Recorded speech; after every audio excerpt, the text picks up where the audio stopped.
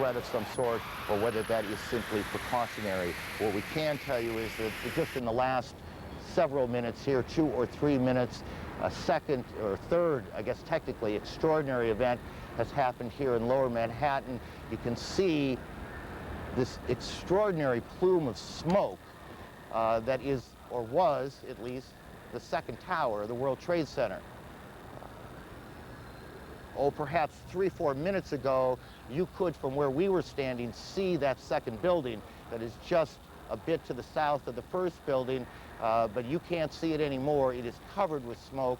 A large plume of smoke also coming still from the first tower, where the first plane hit at about 8:45.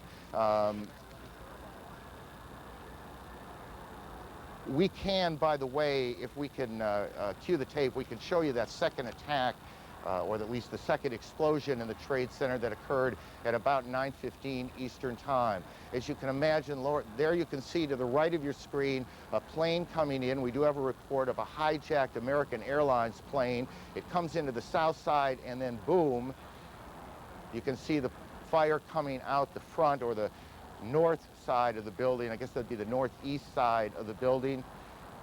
And then just in the last several minutes, there has been a second explosion, or at least perhaps not an explosion, perhaps part of the building simply collapsed. And that's what we saw, and that's what we're looking at as smoke now just covers Lower Manhattan, almost as far to the end of Manhattan Island as you can get, is where the trade centers are.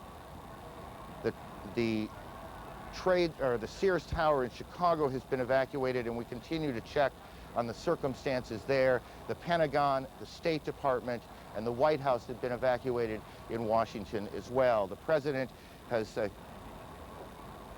we can show you now what happened just a few moments ago at the Trade Center. Watch the building to the left, to the back of those two buildings. This is just a few minutes ago. We don't know if something happened, another explosion, or if the building was so weakened it just collapsed. But we have one of our producers on the phone, and I didn't get the name, so why don't we just go ahead? Are you there? Yeah, this is Rose Arcee calling from New York. Rose, tell me what you know.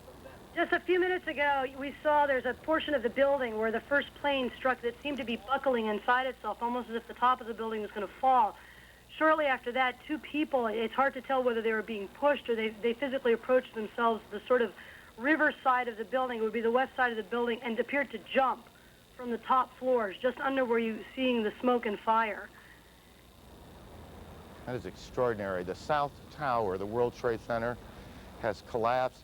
Again, tell me, how long ago was it that you saw this? This must have been about 5 minutes ago, and prior to that, you could see heads popping out of windows right beneath where that big gaping hole is. So there appeared to be people alive right below where the crash point was, and were trying to find some way out of there. And just as the thing started to buckle, you saw them plummeting from that top floor. Right, and perhaps this is stating the obvious. We apologize for that, but obviously people were already at work here at the Trade Center when this happened.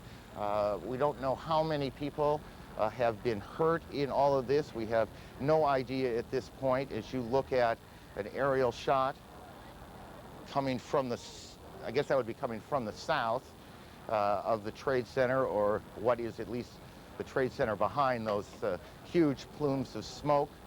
All airports across the country, every airport in the United States has been shut down as the FAA and the government tries to figure out exactly what has happened, what is at risk, what is not, who is behind it. Are there more explosions, more attacks yet to come? Here in New York, the trading on the New York Stock Exchange has been suspended, at least for now. All bridges and tunnels coming into the city have been shut down as police try and clear the way. We can tell you, as we were coming in perhaps an hour ago, there was a convoy, I can't think of a better word, a convoy of fire and police trucks racing down the West Side Highway, and this is in the middle of rush hour. Obviously, every available fire unit here in Manhattan has been brought to the Trade Center. Outside the White House, John King, our senior White House correspondent. John. Hello, Aaron. They have pushed us even further back away from the White House now, and there are more than a half dozen fire trucks. Some of the Secret Service now patrolling the perimeter at Lafayette Park, which is directly across from the White House, have automatic rifles drawn to keep people away from the park, and they're policing back and forth. You can probably hear additional fire apparatus arriving on the scene. Senior White House staffers who were evacuated, all they can tell us is that they were told that there was a credible threat on the White House as well, and that they were told to evacuate the premises. What we do not know is whether or not the Vice President and the National Security Team have stayed inside the White House Situation Room. We know that they were directing and monitoring operations from there as of just about 20 minutes ago. But the White House staff, the Executive Office Building staff, and all the office buildings around, including the Treasury Department and some government and some non-government office buildings, people have been evacuated out into the street.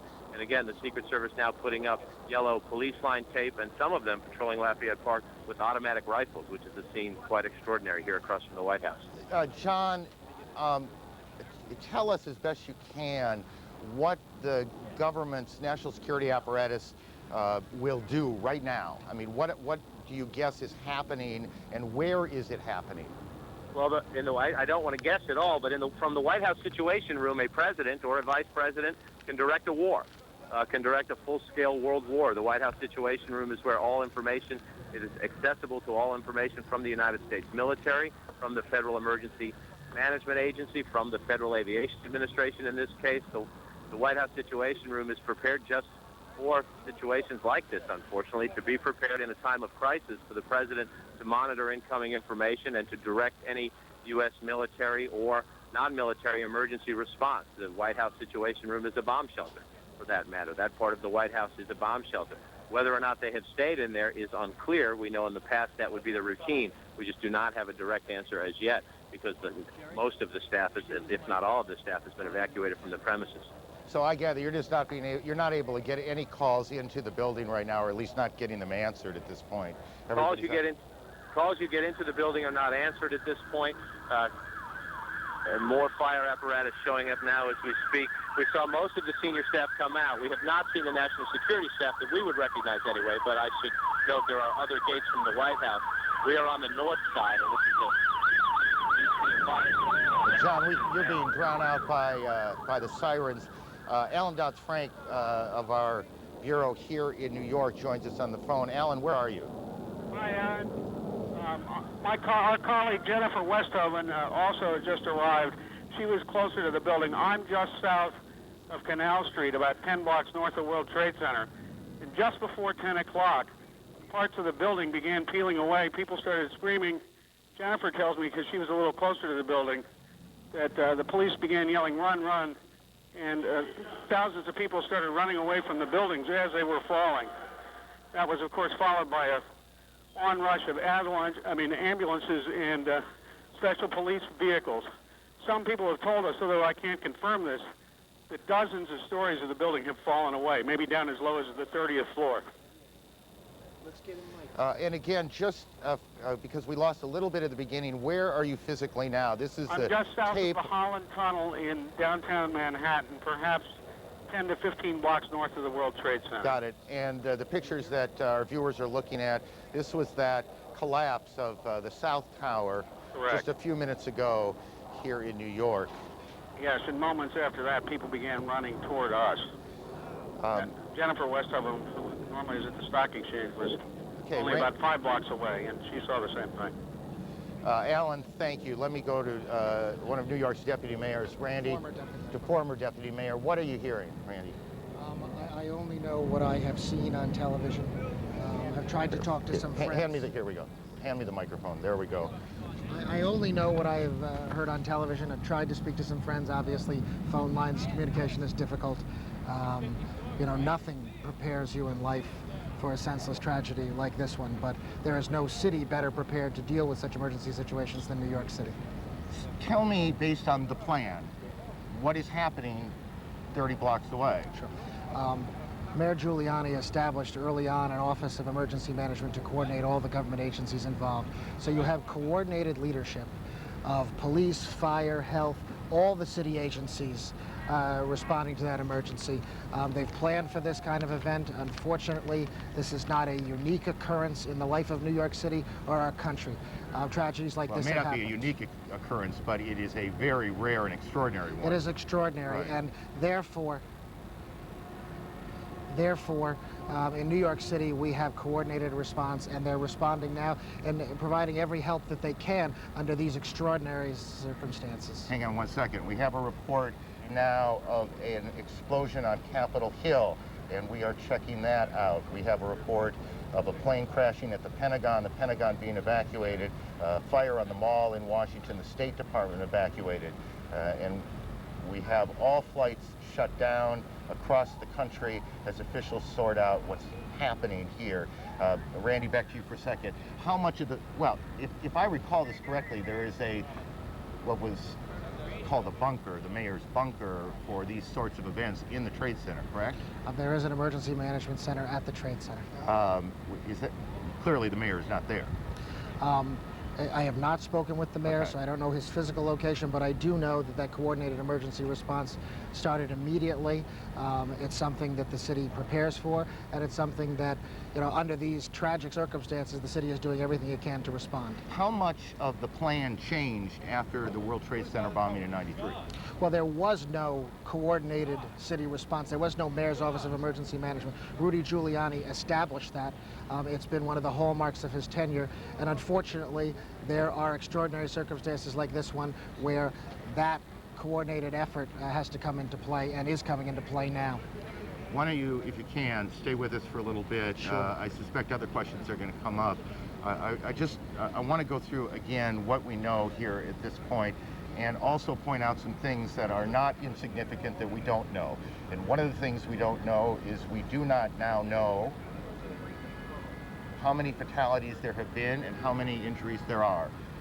We can only surmise that this has been catastrophic, a catastrophic event here in New York. Both Trade Center towers hit. One of them appears to have collapsed. How much of it collapsed? These are very large. In any case, we cannot tell you how many injuries, how many fatalities there have been. This is one of those situations that is extraordinarily chaotic. Even in the best of planning, I think it's fair to say that it is chaotic, and officials are trying to do many things at one time. We have on the phone a pilot who witnessed these planes crashing in to the World Trade Center. Sir, can you tell me your name? John, can you hear me? Yes, I can. John, tell me what you saw. This morning we were at Midtown Manhattan in a 31st floor of a building facing south. We saw a 767 flying low down the center of Manhattan Island heading towards downtown Manhattan. At about maybe 20 blocks north of the World Trade Center, we saw the plane veer to the left and fly directly into the north side of the South Tower. So this was the second plane that hit the tower, correct? No, this was the first plane. Got it. This John, was the 767. Got it. John, hang on. Kate Snow's on Capitol Hill. Kate, what can you tell us about the events there?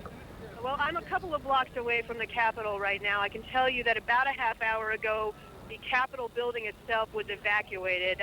It was a little bit chaotic. Everyone was running out of the building.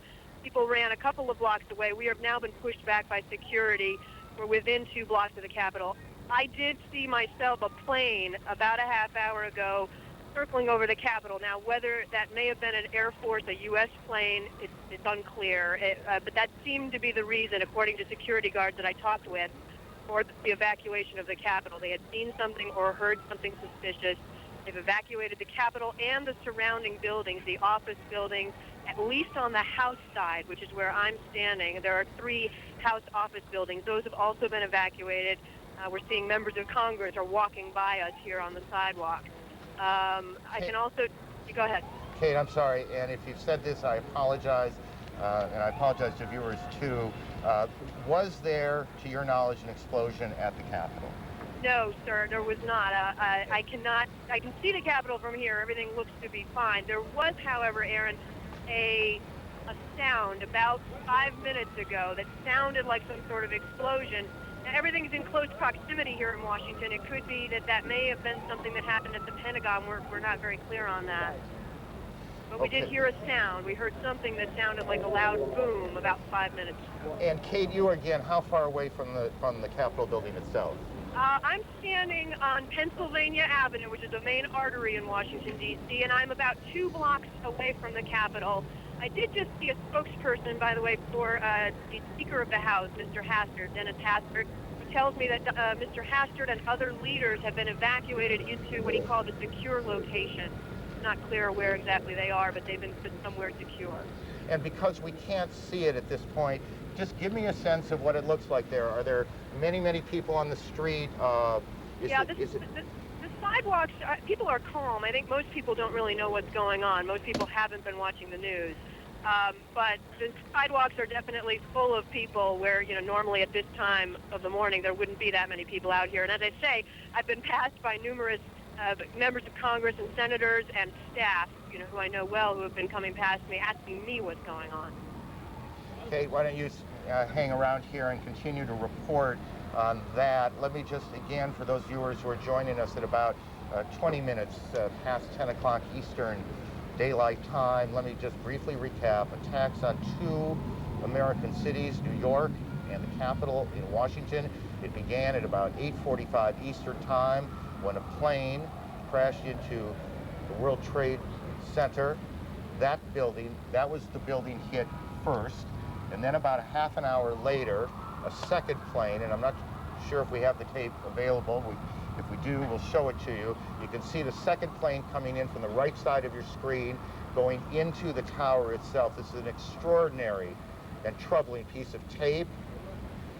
The Justice Department is now being evacuated. The second attack on the Trade Center occurred about a half an hour or so after the first one. We have a report, CNN has been told, that an American Airlines 767 jet was hijacked out of Boston today. We don't know which of those 2 planes hit the tower the second time. In the last 10 minutes or so, the South Tower, or at least a portion of the South Tower, has collapsed. CNN's David Ensor joins us from Washington. David, where in the Capitol are you now? Well, Aaron, I'm in our bureau, but I have on the telephone with me Barbara, who is the wife of a friend of mine and who is an eyewitness to exactly what happened at the Pentagon. Barbara, can you hear me all right? Yes, I can hear you.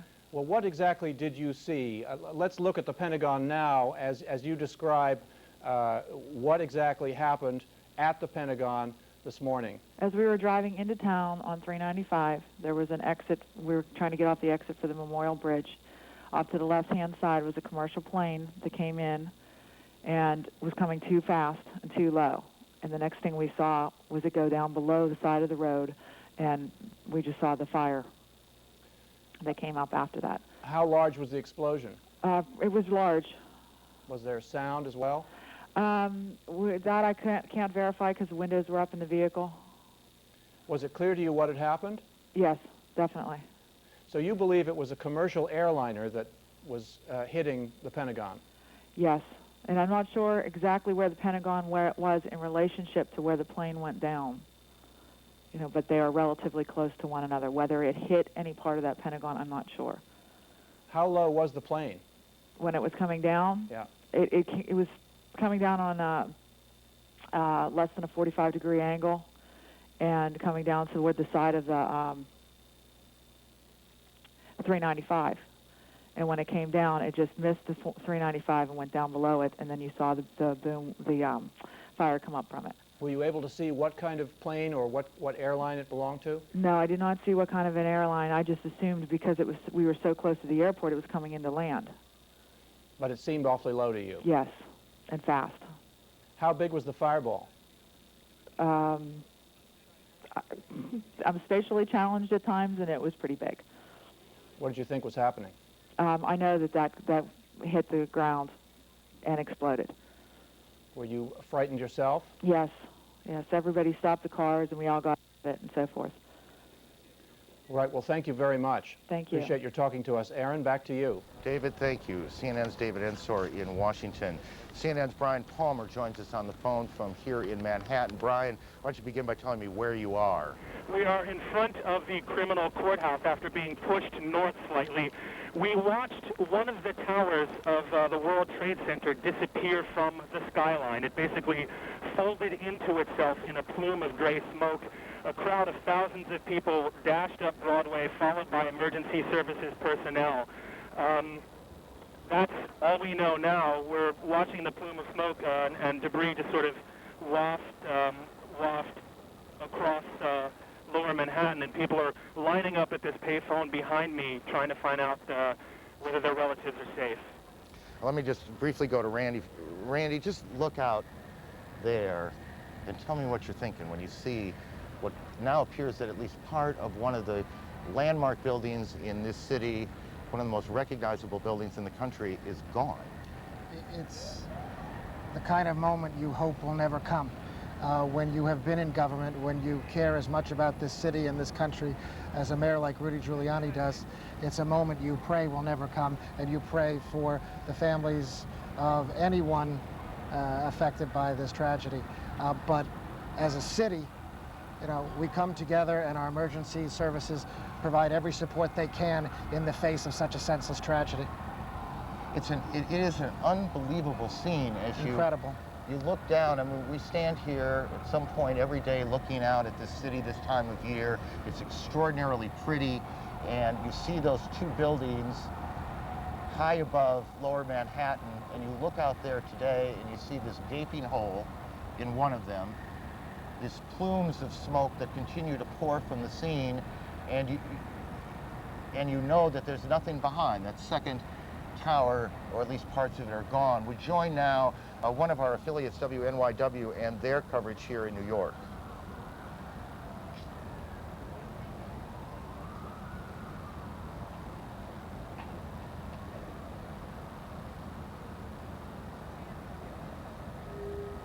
Well, we'll try and make that connection again in two cities now, and there are a lot of pieces of information floating around. We need to try and button up some of this. We had a report earlier that we now we believe we could tell you is not correct, that there was an explosion at the Capitol. There was none, as we now believe. There was no explosion at the Capitol. Air travel routed to Canada has been international flights going into the United States or into Canada, guys. Into the United States. International flights headed for the United States are being sent to Canada now, to airports there, as all air traffic in the United States has come to a halt. The FAA has shut down every airport in the country, and to our knowledge, and this is to the best of our memory, that has never happened before. We're starting to get some pictures of the scene from the ground here in Manhattan. Again, this all started about almost an hour and a half ago, I guess, a little more than that. This is a live picture of the scene now. We have crews on the ground, and they've been trying to get tape back so we can show you the situation on the ground. As you can imagine, literally, thousands of police, fire, rescue officials have converged on the scene. There are, and we don't know how many, injured to be tended to be taken to hospitals, and we continue to check hospitals to find out how many, the extent of injuries. We do not yet know how many fatalities. I've never heard of that album before either, but there is the scene. This is tape now from WABC here in New York. Their crew shot this picture. As you see, fire trucks and firefighters, rescue personnel at the Trade Center about 30 blocks from where we are right now. And you can see these huge columns of smoke coming off of the front tower and then a bit from the back. As you see, again, the crews working their way towards the tower themselves. It was 1993 that I suspect many of these same firefighters converged on these very same towers after the bombing in the garage level that help me with this, but I'm pretty sure it was in the garage when when a Ryder truck came in and blew up in the garage. I'm not sure it was a Ryder truck, but a truck came in and blew up in the garage, and that was in 1993. Center, we heard a big bang, and then we saw smoke coming out, and everybody started running out, and we saw the plane on the other side of the building, and there was smoke everywhere, and people are jumping out the windows. Over there, they're jumping out the windows, I guess because they're trying to save themselves. I don't know. And I don't know, everybody just doesn't know where to go. They won't everything is blocked off. You can't even, they're telling us to get out, but there's nowhere to go. And then I heard that another plane hit, and if you go over by there, you can see the people jumping out the window. They're jumping out the window right now. Oh my God. All right, ma'am, thank you. That is one of the witnesses to these extraordinary events this morning here in New York. Again, and I know that for many of you, you've heard this a lot, but I think it's important as people join us as they do in moments like this. They are coming in all the time, that there have been attacks in 2 American cities, New York and in Washington. The trade centers here in New York have been hit by airplanes. In Washington, there is a large fire at the Pentagon. The Pentagon has been evacuated. And there's, you can see, perhaps the second tower, the front tower, the top portion of which is collapsing. Good Lord.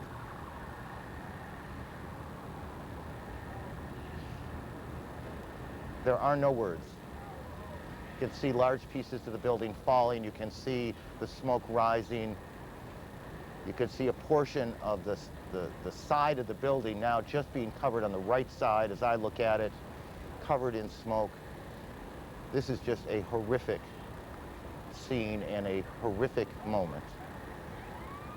The president, who is in Florida today, is en route back to the White House. He took off a short time ago. The White House itself has been evacuated on the basis of what the Secret Service says was a credible threat on the mansion itself.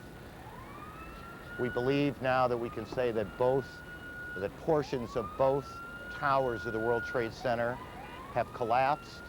Whether there were second explosions, that is to say explosions other than the planes hitting them that caused this to happen, we cannot tell you. Rose Arce, one of our CNN producers, is on the phone. Rose, what do you got? I'm about a block away, and there were several people that were hanging out the windows right below where the plane crashed, when suddenly you saw the top of the building start to shake, and people began leaping from the windows in the north side of the building. You saw 2 people at first plummet, and then a third one, and then the entire top of the building just blew up, and splinters of debris are falling on the street. Where I'm right now, there's a thick plume of smoke, and you can see crowds of people, including emergency service workers and police officers, running from the scene, screaming, and there's a school nearby where there were kids in the schoolyard. That has been emptied out, and they're running up the street now, too. The whole, sort of the neighborhood, I'd say several blocks up, is covered by this almost powdery smoke, little tiny pieces of building you can see just floating in the wind around it. It's almost like a huge cloud had kind of enveloped that part of lower Manhattan. It is just one of those awful moments that you need to look at for a minute or two to absorb exactly what has happened. 2 of the most recognizable buildings in the city of New York have been attacked, and both of them appear to have collapsed, at least in part. The second of the 2 collapses taking place just a moment or so ago, perhaps 2 or 3 minutes ago. There are also apparently coordinated attacks that have taken place in Washington on the Pentagon. The State Department has been evacuated. Just a few moments ago, as we said, and perhaps 20 minutes after the first tower collapsed, we turned around and saw what looked like sparks falling, and then the top part of tower number 1 collapsing. These are shots from the ground of that scene. There have been frantic efforts to get people out of the tower. Now this is tape, and you can see now whether that was an explosion or exactly what happened that caused that second tower to collapse. We cannot tell you. CNN's Kelly Wallace is on the phone with us. Kelly, Where are you? What can you tell us? Aaron, I'm just about 4 blocks north of the location of where the World Trade Center was standing. I was actually en route to the command center, people really staring in disbelief. And then as you saw, of course, the pictures watching that tower come down, people just couldn't believe their eyes. Police then pushing people immediately, people turning around and starting running ways blocks away from the site. There is black smoke and is covering the air. You see people covering their mouths with some handkerchiefs and their coats, and basically, it's an unbelievable scene. Most of the people have gone. The police are really pushing people away. There were a lot of people as I was making my way down here, Aaron, people just staring, getting on the cell phone, crying, recounting stories where they sort of, basically had seen what happened earlier today, trying to get in touch with loved ones, very concerned. And then, of course, some people watching the other tower come down earlier, and then a group of people then watching this other tower come down, a woman passing me covered in soot. Basically, the sky is just black. You can't even see down to lower Manhattan from the vantage point right now. The police have cleared off all these streets, pushing people away. Police telling us that you have to get out of here, pushing people away in garages. It's an unbelievable scene, Aaron. You could see in this shot, our viewers can, a helicopter shot coming across the harbor, the Statue of Liberty prominent in the foreground, and smoke and devastation and tragedy in the background. A tragedy that continues to unfold, and one that still has many, many unanswered questions. We have a report now that a car bomb has exploded at the State Department. We are working to confirm that as well.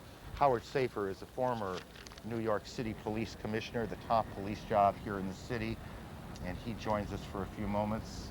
Mr. Safer, what do you see? Look at that. What do you see? I see something that's unimaginable. I see what is a police commissioner's worst nightmare. This is a situation that obviously was well planned, well coordinated, and the loss of life that's taking place down there is just incredible, and is going to strain the emergency services of this city to the hilt. Are you hearing any specific information? Are you hearing anything about the number of injuries, the number of fatalities, the number of people in that building, those buildings? Are you getting any of that information from I know colleagues? I know there are 50,000 people who work in the World Trade Center. I know that every ambulance and every fire company in the city and has been called in and dispatched there. It's unimaginable, but the loss of life is going to be huge. You're as familiar with the city's plan or plans for these kinds of incidents as anyone in the city. In all honesty, does the plan cover the scope of what appears to have happened here? No, we have an Office of Emergency Management. The plans for responding to a disaster are probably as good as any in the world, but nobody ever would contemplate that we would lose the 2 World Trade Centers and in this manner. Tell me what's happening there, would you guess, in the sense that what are police doing? What's the first thing that has to happen? Triage? The first thing is triage. The first thing is to identify who can be treated, who cannot be treated, to get those ambulances to hospitals. Every hospital's emergency room is open and I'm sure working right now. And this is just a situation, it's like a war zone. And you have to logistically treat it like a war zone. You have to have your front lines, you have to have your support, and you have to have people who are constantly in there doing something. I was also fire commissioner before I was police commissioner, and it's no longer an issue, unfortunately, but a high-rise fire like that is almost impossible to fight. At this point, would you say that every police officer, and there are what, 40,000? We have 41,000 police officers in the city have been called in? Oh, every one of them. I know every firefighter has been called in. And how many firefighters? There are 14,000 firefighters, and I'm sure we'll be getting help with equipment from our adjoining communities as well. I mean, this is a logistical exercise that makes the first attack on the World Trade Center, relatively small. Because of its scope. Because of its scope. And its place in the building itself, that it was high up in the building. Does that complicate things? It does. Once you get above the 10th floor in a fire, it's almost impossible to fight a high-rise fire above the 10th floor, except by sending firefighters up there and using hose stands. Then you run into water pressure problems. I was just thinking about this not long after the World Trade Center bombing. the engineer who designed the World Trade Center told me that the World Trade Center was designed to withstand a 707 direct impact. Well, obviously, that wasn't the case. It seems not.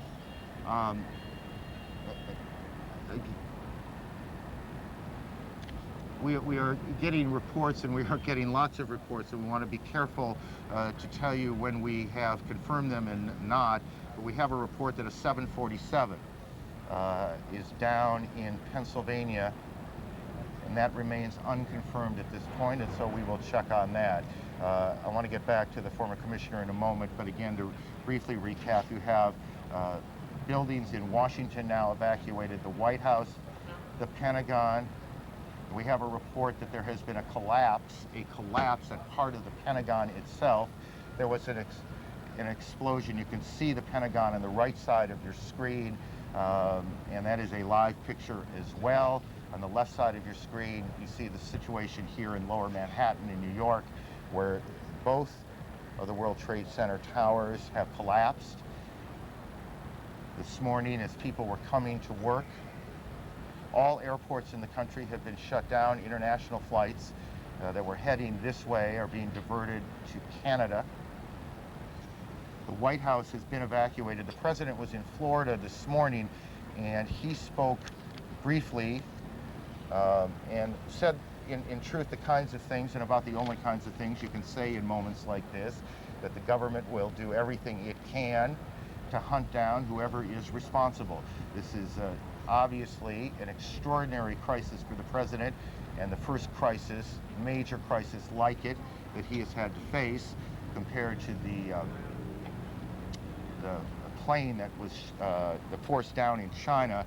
That seems small right now compared to what's going on here in New York and in Washington, and the president is headed back on Air Force One from Florida to the White House. The White House itself has been evacuated. We are trying now to figure out where the relevant players in Washington are, where the vice president is, the national security team, where they are meeting. We are working very hard right now to find out what both the FBI, what the CIA, what the Secret Service knows. It is chaotic now in two cities. You have major buildings that have been evacuated. It's very difficult, obviously, to get phone calls through as you look at the Pentagon, and I suspect we are also getting a report as you look at these pictures of the Pentagon, and I, in all honesty, suspect you see them a little more clearly than I do, but part of the building appears to me, as I look at it, to have collapsed. That's the Pentagon, and those pictures are live at 10:40 Eastern Time this morning. We have a report now of a fourth explosion at the Trade Center, and Brian Palmer, CNN correspondent, is as close as he can get to the area. Brian, what can you tell us? We are, in fact, as close as we can get. I'm not going to give you an exact time frame, but several minutes ago we were standing in front of the United States Courthouse when we saw the second World Trade Center disappear from the skyline. It collapsed before our eyes, again, in a plume of ash and debris. People rushed north. We had a New York City Police Department officer here with us who witnessed the first collapse, but he actually had to dash off to duty. We've been watching people crying. Some people had relatives in the buildings. They are not sure whether they are whether they've been evacuated, removed for the buildings, or not. Was there, Brian, did it sound like there was an explosion before the second collapse, or was the noise the collapse itself? Well, from our distance, I was not able to distinguish between an explosion and the collapse. We were several hundred yards away, but we clearly saw the building come down. I heard your report of a fourth explosion. I can't confirm that, but we heard some boom, and then the building fold in on itself.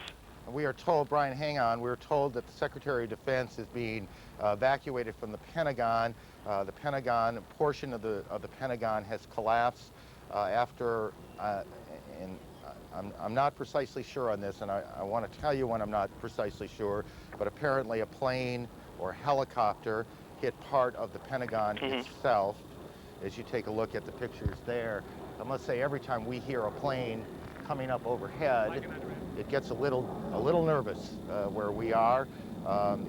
Whatever is happening and whoever is responsible, we have no way of knowing if it's played out yet or if it's just going on. So every time we hear a plane go by, we wonder what the situation is and where it is headed. That sound, we're told by a person here, they believe that is a fighter jet.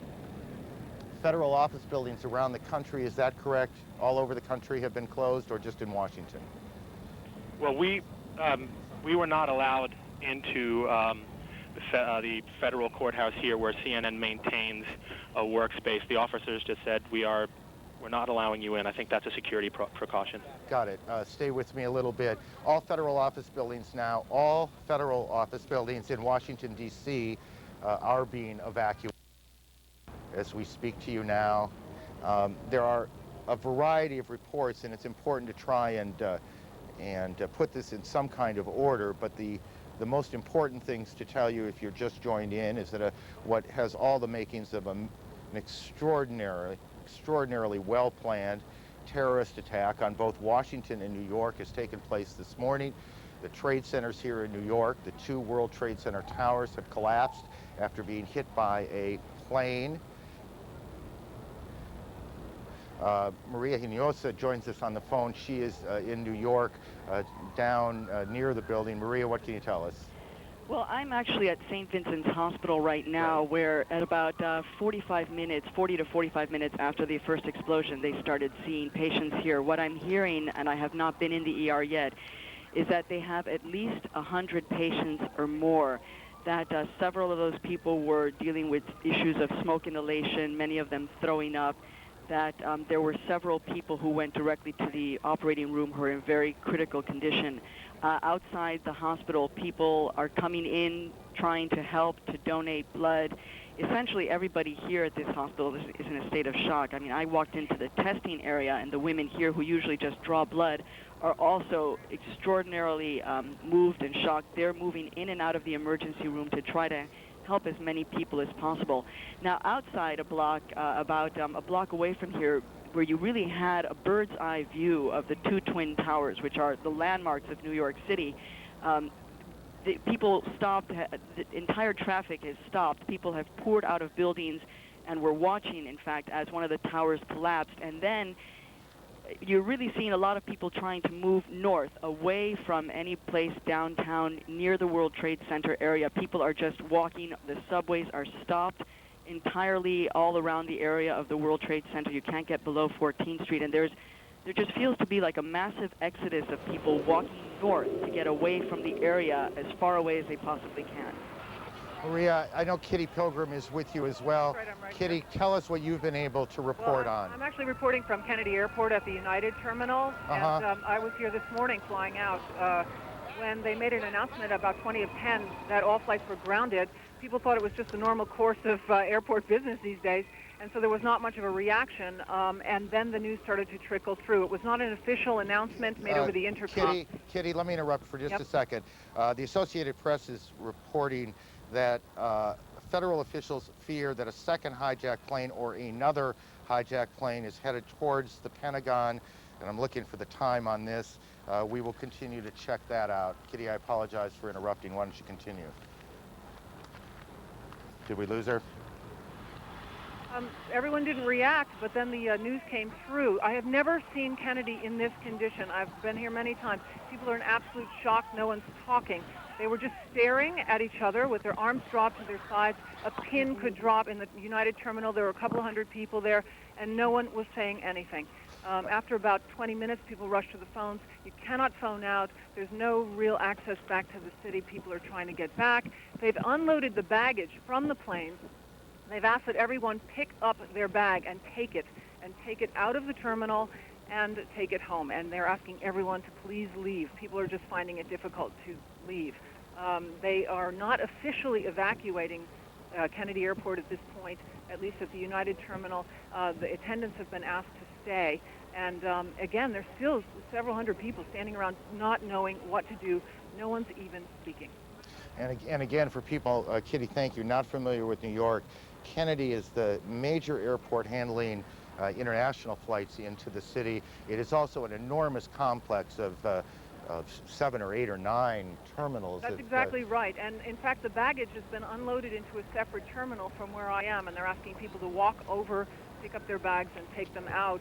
It's virtually impossible to get from place to place at Kennedy, and of course, bridges and tunnels into Manhattan are inaccessible at this point. No one has anywhere to go. Kitty, thank you. And we'll get back to you. Chris Plant at the Pentagon has more. He joins us on the phone. Chris, what can you tell us? Hi, this is Chris Plant at the Pentagon. Go Can you ahead. hear me? Yes, Chris, we hear you. Go ahead. All right. The area to the west of the Pentagon has been evacuated further back by law enforcement and military officials as they anticipate a second aircraft arriving at the Pentagon. It's been deemed to be threatening enough where I saw at least one F-16 fighter jet in the air over the Pentagon headed to the west where the plane was reportedly coming in from. Again, they're saying here that a second aircraft is expected to arrive at the Pentagon sometime soon. They take it seriously enough that they have scrambled at least one fighter jet that I saw, probably either from the D.C. Air National Guard or the Maryland Air National Guard, both of which fly F-16s.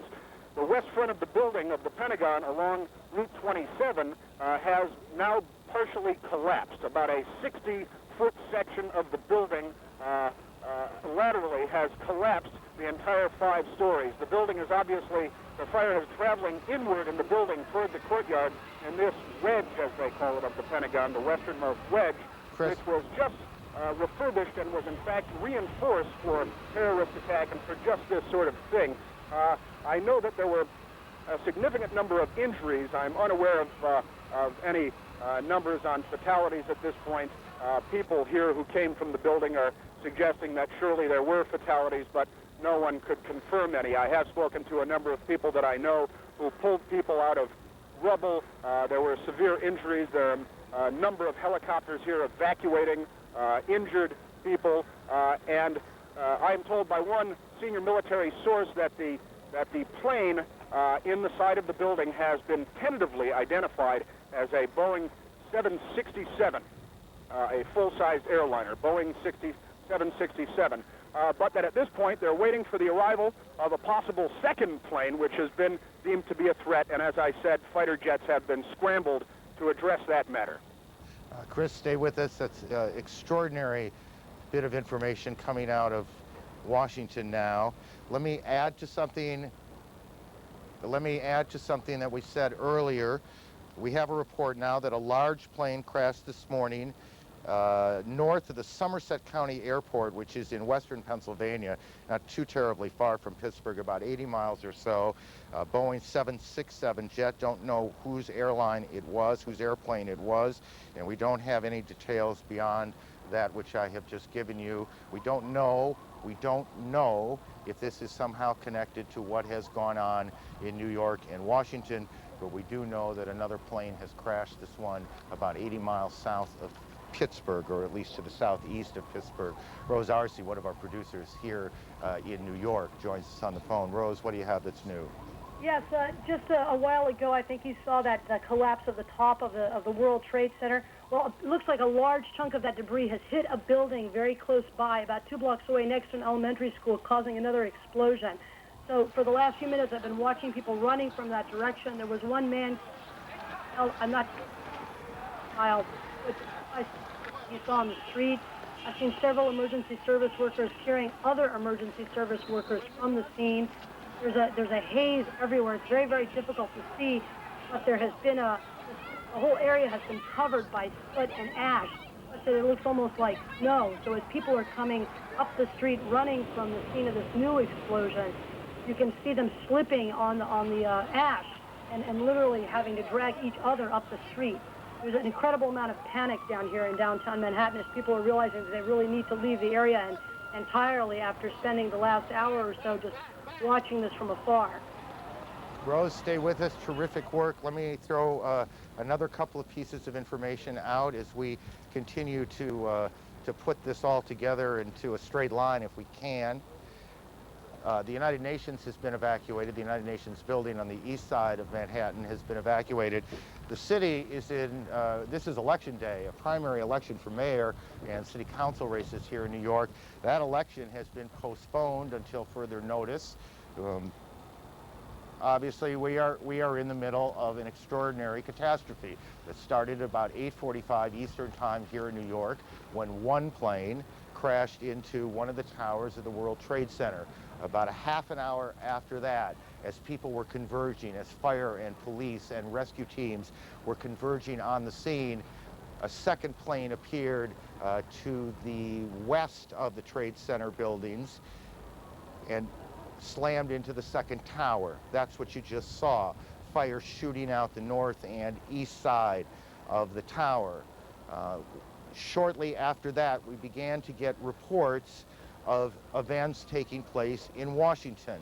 An explosion which first came to us as a fire at the Pentagon. Now there's a report of a second hijacked plane heading towards the Pentagon. It is believed that one of the planes, perhaps both, but one of them we have been told was an American Airlines 767 that hit one of the Trade Center towers. About a half an hour after that, perhaps a little bit longer, lose track of time a little bit in these situations, the first tower, or let me correct that, the South Tower, the second tower, the one to the left, collapsed.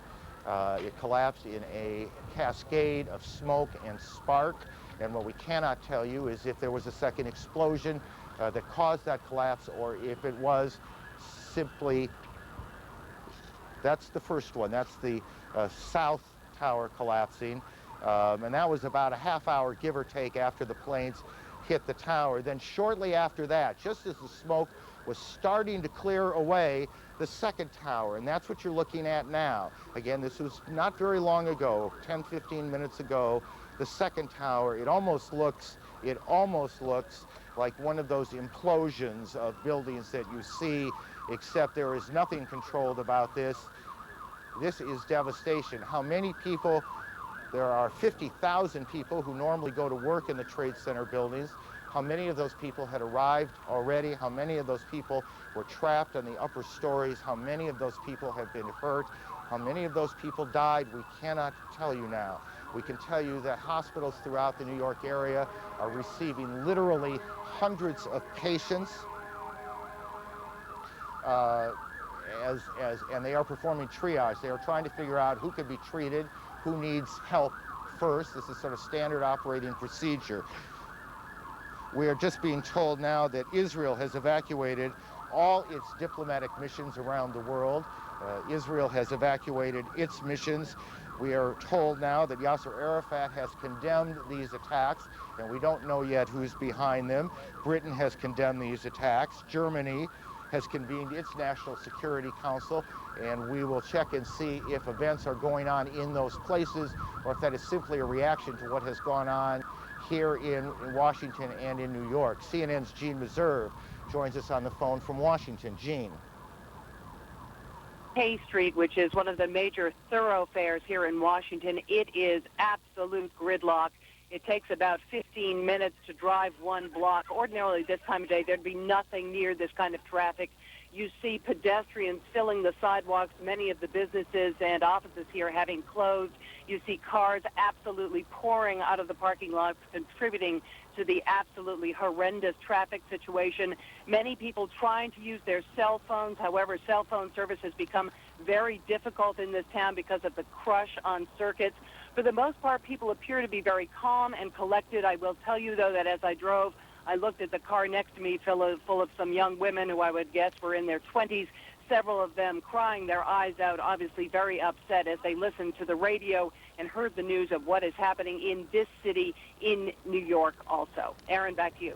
Gene, thanks. Gene Meserve in Washington this morning as she and the rest of the organization continues to gather what facts we can, what facts are available in the wake of the extraordinary chaos that has followed this extraordinarily horrendous terrorist attack. American Airlines, we are told, one of the planes involved in this was a hijacked American Airlines 767 out of Logan Airport in Boston.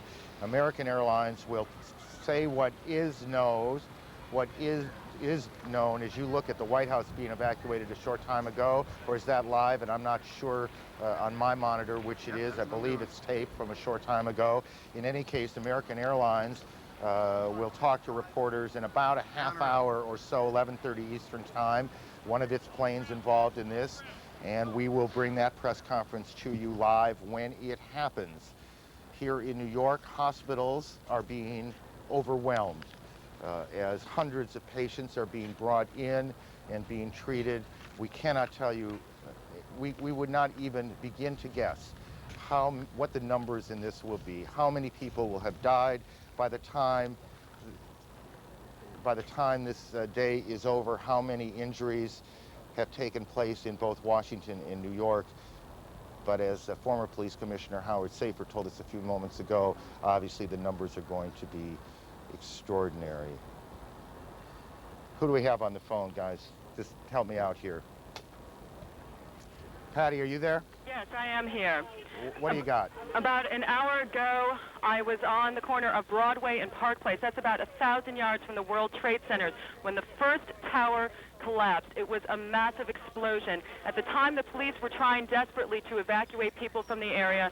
When that explosion occurred, it was like the scene out of a horror film. People started stampeding away from it. Patty, I'm going to interrupt you for a second. We told you there was a second plane that went down, this one around 80 miles or so southeast of Pittsburgh. We'll try now to connect with KDKA TV in Pittsburgh. Well, just so much for planning. We will try again. Again, we have reports that a plane has crashed in the Pittsburgh area, southeast of Pittsburgh, about 80 miles.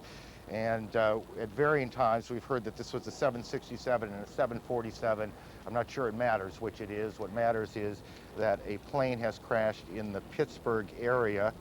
The Pentagon continues to monitor reports that another plane, a hijacked plane, is headed for that area. All flights have been canceled around the country. International flights heading towards the United States are being diverted into Canada this morning. Patty, let me go back to you as we look at some tape from the ground. Patty, why don't you go ahead and continue? Okay, Aaron, I'm in the main building of Pace University, which is inside the fallout zone of all the debris from the two building collapses. At the time of the first building collapse, I was at Broadway and Park Place. There was a huge cloud of smoke. It overcame the crowd. People were stampeding. Literally, the debris was so thick you could not see your hand in front of your face. I ducked around onto a building that was on Park Place and Beekman Street. When I was in there, people were coming in, they were crying, they were wailing. You couldn't see anything outside. After the smoke had cleared a little bit, I came outside. The scene was like a ghost town in the financial district, very eerie. You saw people being wheeled on gurneys away from the site of the explosion. People were coming out with masks over their face, anything they could put over their face, because the air was still very thick with debris. The ash on the ground is at least 2 inches thick. It's more like snow cover, a very eerie snow cover blanketing downtown Manhattan right now. Now, at the time, I was back on the corner again of Broadway and Park Place. At that time, the police started running toward us, telling everybody to move who was left on the street. I looked up, and that's when I heard the, pardon me, that's when I heard the explosion. That's when the second tower came down. Again, whoever was left on the street started stampeding. I'm in the office. Right now, I'm in the main building of Pace University. People are crying. They have gas masks on their face. Authorities are making people go toward the basement. They're just doing anything that they can to move people away from the financial district. But again, it is a very horrifying scene down here, very eerie, like a ghost town. Patty, let me interrupt you.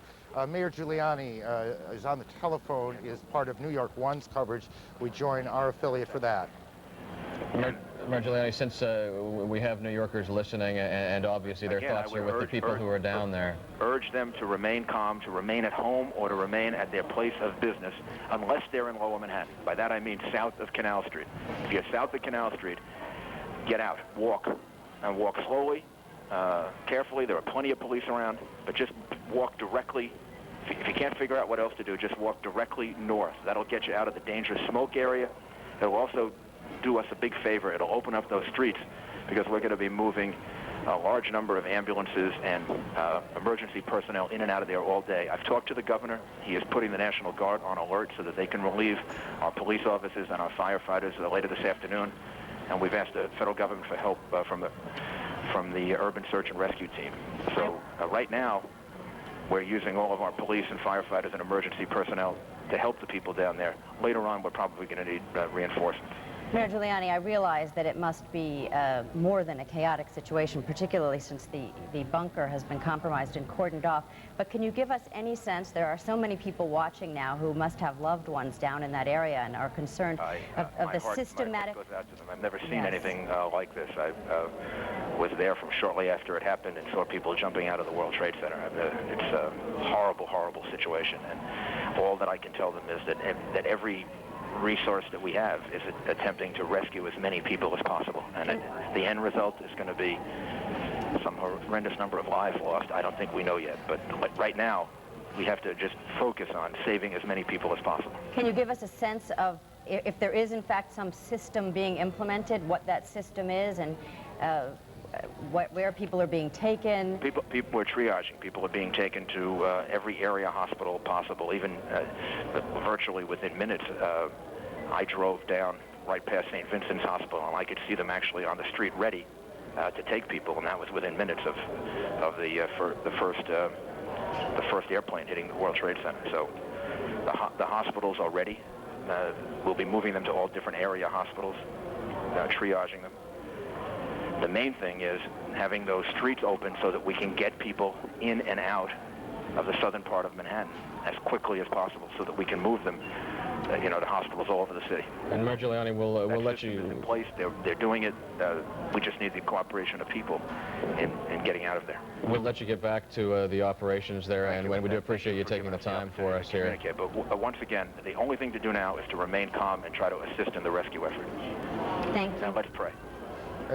That's New York's Mayor Rudy Giuliani talking to a CNN affiliate New York One here, saying that clearly there's going to be tremendous number of lives lost on these attacks here in New York, urging people to stay calm and to leave the area calmly. The area is in the southern part of Manhattan, way down on the tip of Manhattan Island. The mayor urging people to calmly move north. CNN's Jamie McIntyre is at the Pentagon. Jamie, why don't you start, if you can, at the beginning here as we try and put some order to all of this. What happened? Well, let me just describe the scene that we have here, and I'll back up a little bit. But right now I'm looking at the charred facade of the Pentagon, a huge gaping hole on the side where the Pentagon heliport is located, the side that faces Arlington Cemetery. In front of me is a long line of rescue personnel with backboards. They're just waiting for victims to be brought out so they can rush them to nearby medical facilities. I see a few victims being treated on the grass outside the Pentagon. Firefighters continue to pour streams of water onto the side of the building, and a huge black cloud of smoke continues to billow out. It is a scene of utter destruction here. I'm sure it pales in comparison to the World Trade Center, but I've never seen anything like this myself in the history of the Pentagon.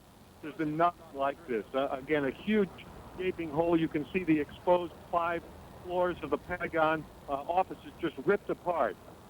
Our report is that an aircraft of some kind, and at least one witness identified it as a civilian aircraft, hit the side of the building shortly after the incident in the World Trade Center this morning. People who were in their offices nearby reported hearing a huge explosion, seeing shards of shrapnel come by their window. The entire Pentagon has been evacuated. Short time after this attack, there were urgent announcements made over the loudspeaker telling people to quickly get away from the building because they had reports of a second plane heading this way just 2 minutes away. F-16 jets were scrambled over the Pentagon. I saw several of them go by, but no second plane ever materialized, and the building remains completely evacuated as firefighters continue to pour columns of water on the devastated side of the Pentagon, and rescue personnel continue to whisk victims away. We have no report at this time of how many casualties. Clearly, dozens and dozens of people have been hurt, and we presume that there have been some deaths as well. It's hard to imagine otherwise, considering extent damage at the side of the building. And I can see just some of the windows beside a stretch of the building, perhaps 40 or 50 feet wide. Just looks like it has collapsed under the weight of the impact. Aaron? Jamie, thank you. So we have planes hitting the Pentagon, or plane hitting the Pentagon, 2 planes hitting the World Trade Center's towers in New York. Alan Dodd-Frank joins us on the phone in Lower Manhattan. Alan? Aaron, just 2 or 3 minutes ago, there was yet another collapse or explosion. I'm now out of sight. A Good Samaritan has taken me in on Duane Street. But at 11:15, there was another collapse or explosion following the 10:30 collapse of the second tower. And a firefighter who rushed by us estimated that 50 stories went down. The street filled with smoke. It was like a forest fire roaring down a canyon. Now, as I think Patty Sabga and others have told you, all of Manhattan is covered, downtown Manhattan is covered with thick white ash and building material. The ambulances have been coming now from as far as Long Island. All the rescue workers are being equipped with gas or face filter masks, and firefighters have been arriving even by pickup truck. Otherwise, the streets are now deserted. Alan, thank you. Alan Dodd-Frank in Manhattan. A little more on this plane crash, which is the 4th incident, if you will. There was the plane crash at the Pentagon, crashing into the Pentagon. There were the 2 planes that hit the World Trade Center here in New York. And we don't know whether this 4th one is related or not, but the report is that a 747 en route from Chicago to New York City crashed in Somerset County, Pennsylvania, about 80 miles to the southeast of Pittsburgh, Pennsylvania. That's the incident. That's what we are hearing. And I'm standing next to a fireman. He said, yeah, they just bombed the Pentagon, too.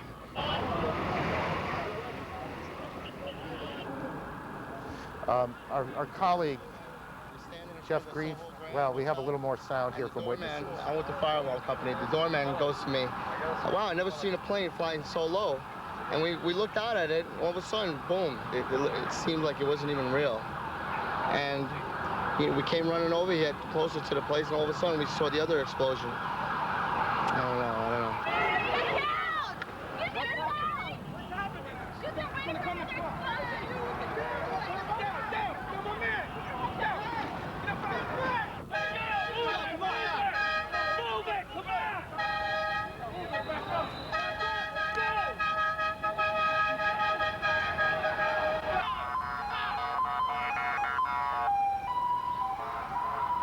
I was in B Tower. A Tower. What floor were you on? B1. What floor? First one. What happened? Tell me. When a big explosion happened, some guy came out, his skin was all off. I helped him out. This is him all over. There's people jumping out of windows. I've seen at least 14 people jumping out of windows. It's horrific. I can't believe this is happening. Anything else that you saw? Were you there for the second hit by the plane? About 10 minutes later, the second building went off.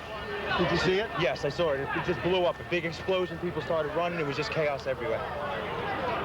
Yes, I was right there. I was down in the basement. Came down. All of a sudden, the elevator blew up. Smoke. I dragged the guy out. His skin was hanging off, and I dragged him out, and I helped him out to the ambulance. Thank you.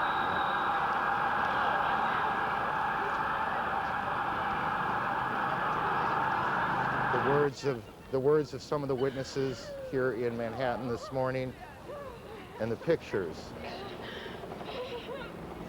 of what will, I suspect, before this is over, go down as one of the most horrific days in our lifetime. We're joined by our colleague, CNN's Jeff Greenfield. Aaron, you know, in 1993, when terrorists bombed the World Trade Center, their plan was to knock one of the towers into the other, bringing them both down. That disaster was averted, and bad as that was, in a sense, America was lucky. Another terrorist attack in the planning was interrupted to blow up the Lincoln Tunnel and submerge dozens, maybe hundreds of people. At the eve of the millennium, a suspected terrorist, was intercepted, you remember, at the Canadian border on his way to Seattle. And I know that not so long ago, former President Clinton, in a private talk to a group, ruminated on how lucky the United States has been over the years with the combination of luck and the skill of anti-terrorist people, to avoid such things. What we are seeing now is nothing less than the worst nightmare that one could imagine come to life, probably worse than anyone could have imagined. You may remember that Tom Clancy wrote a novel that ends with a terrorist hijacker crashing into the Capitol. The worst act of terrorist violence on American soil, the Oklahoma City bombing, killed fewer than 200 people. All we know today is that tens of thousands of people worked in that complex that has been destroyed. And I hate to say it this way, but this may be the day that America's luck ran out.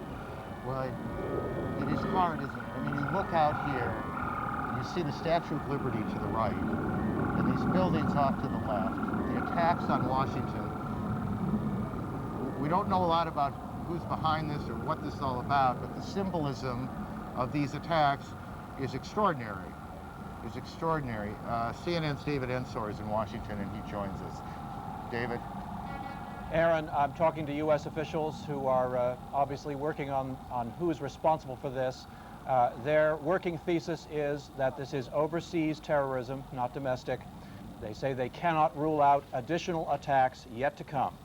In terms of claims of responsibility so far, there is an Agence France-Presse report in which a group with the word Palestine in the name claims responsibility.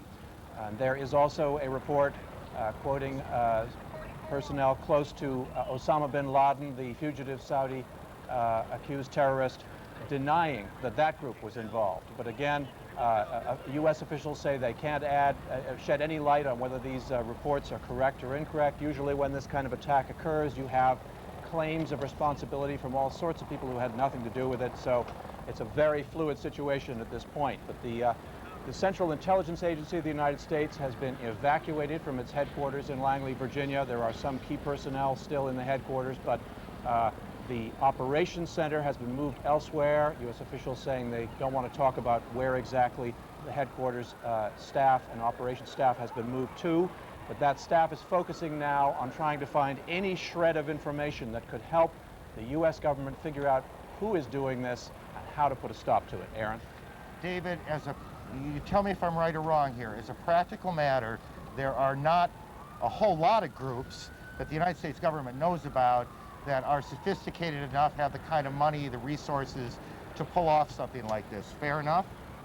That's absolutely true, and obviously, despite the denial, attention will quickly turn to the bin Laden group because it has long tentacles. It has connections with all sorts of other groups. We saw at the Millennium a group of Algerians apparently involved in trying to arrange bombings in the United States, and now there is evidence being produced in court sessions that those Algerians were working for the bin Laden group. So that group certainly will come under immediate suspicion. There are very few others that could have pulled this off.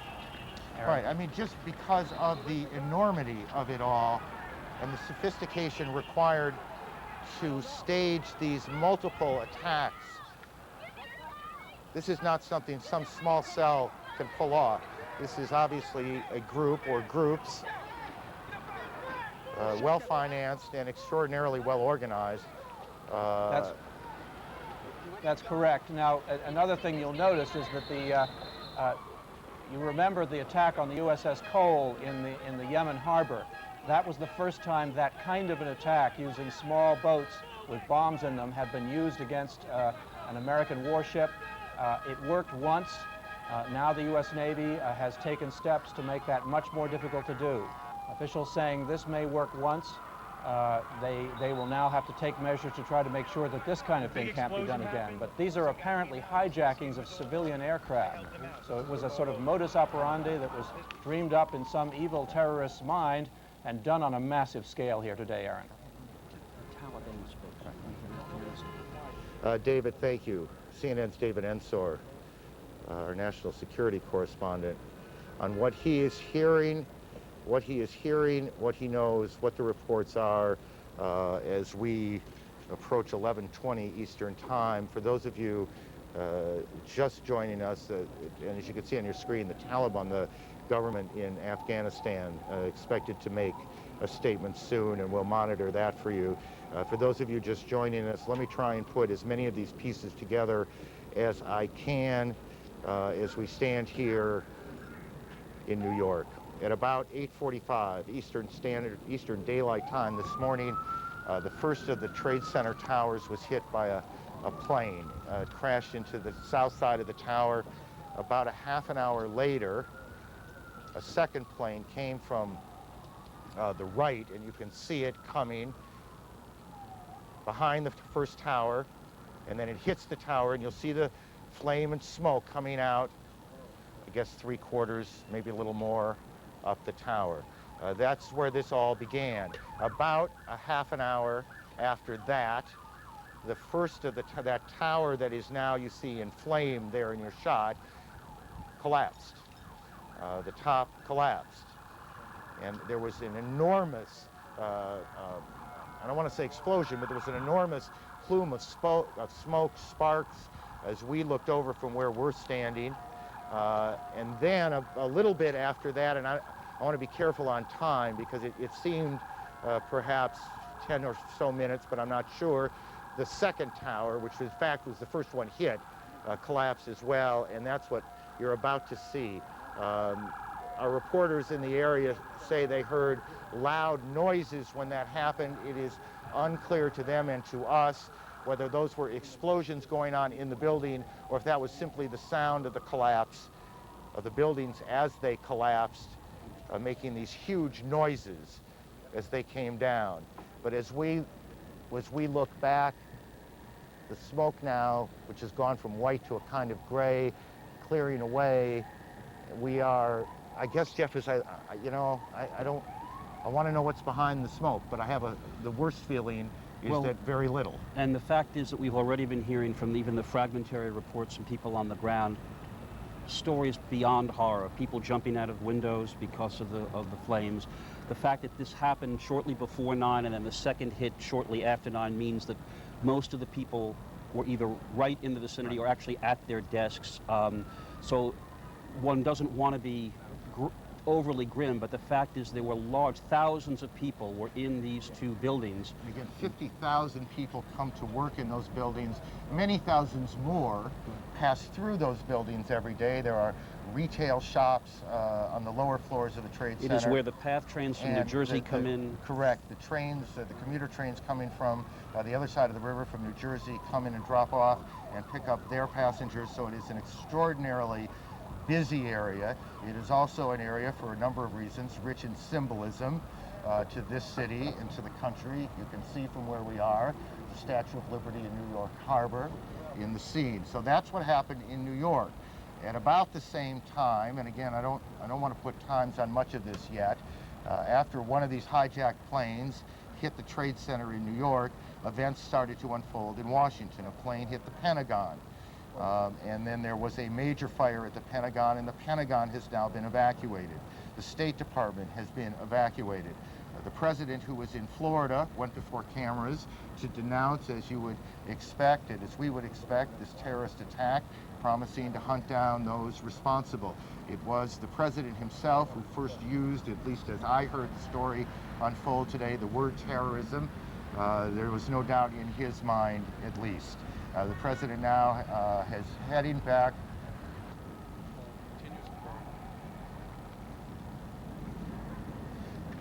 We are now getting a report from that American Airlines says that one of its flights, a flight from Boston to, I believe, Los Angeles, correct me guys if I'm wrong, is down, or at least they've lost contact with it. 81 people on board. This would be the second of American Airlines flights to have been involved, presumably, in this event.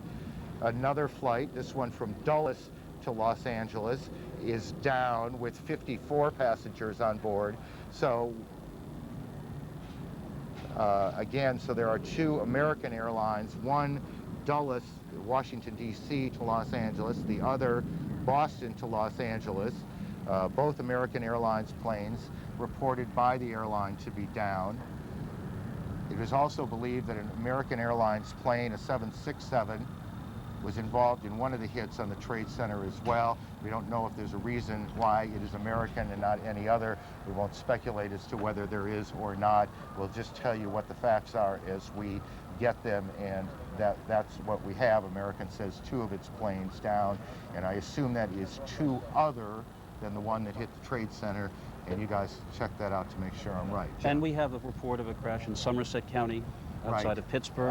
Right, I believe, a 767, though we're getting reports perhaps a 747, which doesn't quite fit into what we believe flies Chicago to New York, is also down as well. And I do not know the airline involved there. Let me just go back okay, I do now. It's a United Airlines plane. So we have a number of planes down, a number of planes involved in these attacks. The Boston to Atlanta, if I'm reading the notes correctly, had an American 767 with 81 passengers on board, 9 flight attendants, 2 pilots. Flight 11. Reported down. That's American Airlines Flight 11. And American Airlines Flight 77, which is a 757 jetliner, Dulles Airport outside of Washington to Los Angeles International, with 58 passengers on board, 4 flight attendants, 2 pilots, also reported down. And then there is this United Airlines jet, which crashed about 80 miles to the southeast of Pittsburgh. We should also mention, I think, Aaron, that inevitably some of these early fragmentary reports are going to be needing correction, and that will be done as soon as possible. We had a report of a second hijacked plane on the way to Washington.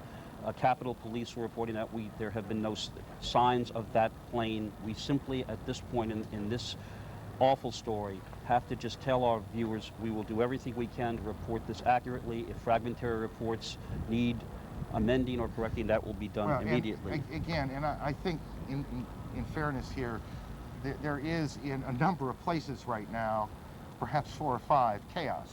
And numbers that come out aren't necessarily going to hold up.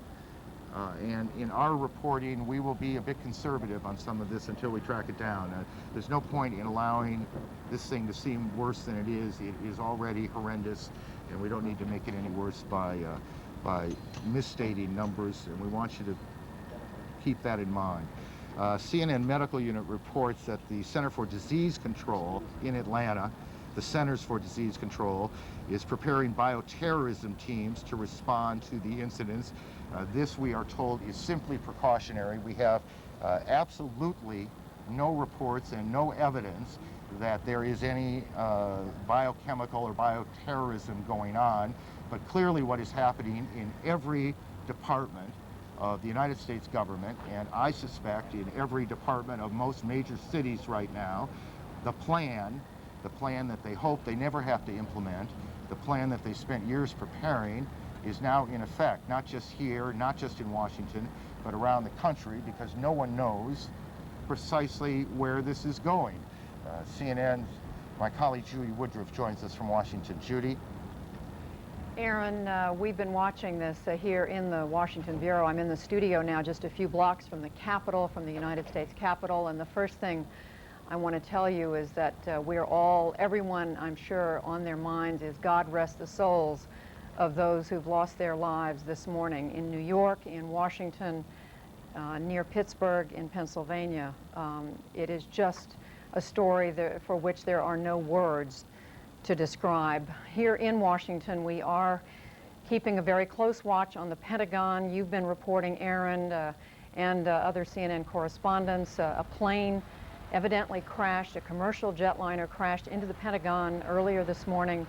Approximately 60-foot section of this building, which is, of course, the headquarters of all the military for the United States, was on fire as a result of this crash, and then collapsed. These are some of the pictures we've been bringing our audience from the Pentagon. We've watched people being treated by first aid personnel there. We have no information yet on casualties, on the number of people who may have been hurt or may have died in this incident, although emergency personnel on the scene have said surely there have been casualties there. Elsewhere in Washington, every federal building has been evacuated or is in the process of being evacuated. I'm now told that United Airlines is now saying that can you tell me the number of the flight? 93 has crashed in Pennsylvania. Now,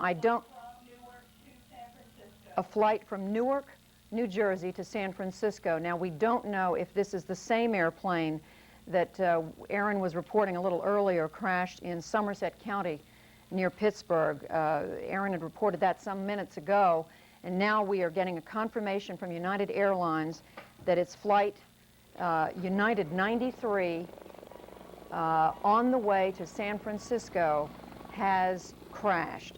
So we now have at least two commercial airline companies in the United States, American Airlines reporting 2 of its passenger jets down, one flight Dulles in Washington to Los Angeles, and then another flight from Boston to Los Angeles down, and now we have United Airlines reporting at least one airline or airliner down with concern about another one. So the pieces of this story continue to come together. I have to say, in my 30 years as a journalist, I have never seen anything like this, never covered a story of the dimensions of this, and I'm sure it's safe to say that's the case for my colleague Aaron Brown and for any one of the other many correspondents, producers, and others with CNN and our colleagues at the other news networks. And I would just remind you that CNN right now has producers, correspondents all around the world who are watching for any more information that we can bring you at this point. As Aaron and Jeff Greenfield have been saying in the last few minutes, everything we have right now is fragmentary. We are simply reporting to you what we are learning from police, from the federal government, from the CIA, from David Ensor, from our other correspondents. And I'm now told that former U.S. Army Commander General Wesley Clark is joining us on the telephone. Former commander of NATO, the North Atlantic Treaty Organization, is joining us from Little Rock, Arkansas. General Clark, from your knowledge of the military, you know the Pentagon. What are you thinking right now? Well, good morning, Judy. First of all, we've got to try to assess what's really happening, and as all of the news reports indicate, it's clearly a coordinated effort. It wasn't announced, and it hasn't been announced that it's over, and we don't know how it will finally conclude, so there's likely to be more trouble before all of this concludes. So we've got to protect the American people first. We've got to look after those who are injured. We've got to take precautionary measures to deal with future incidents, and I think all of that's underway with a lot of responsible action by people everywhere. The damage at the Pentagon is unclear from all the news reports that I've seen. The one report that said it crashed into the Army side of the building. There are command centers in various places of the Pentagon, and there are many other alternate command centers. So I don't think there's really any issue about the command and control of the United States Armed Forces. I'm sure that's very solid right now. General Clark, why do you say there's likely to be more trouble? Well, we're hearing still reports of aircraft that are out there. There's no way of knowing when all of the possible incidents have either taken place or been aborted by whoever it is that's behind this. And so we have to be ready for whatever might happen next. General, can you give us some sense of, clearly the United States has never experienced anything of this magnitude, but what are the leaders of our military, the Joint Chiefs, the Secretary of Defense and others, what presumably are they doing right now in order to be on top of a situation where you have the Pentagon on fire, New York City in a state of chaos, and every federal building in Washington evacuated?